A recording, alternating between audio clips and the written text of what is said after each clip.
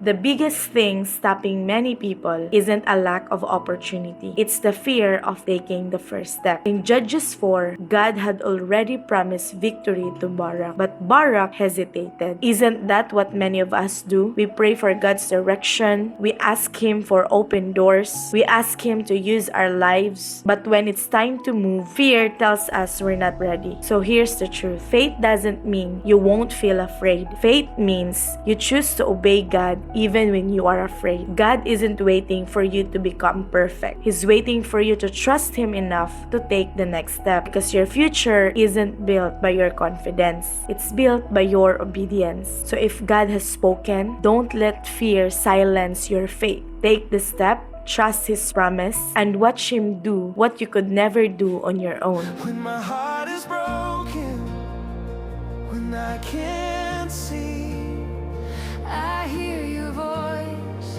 it's calling.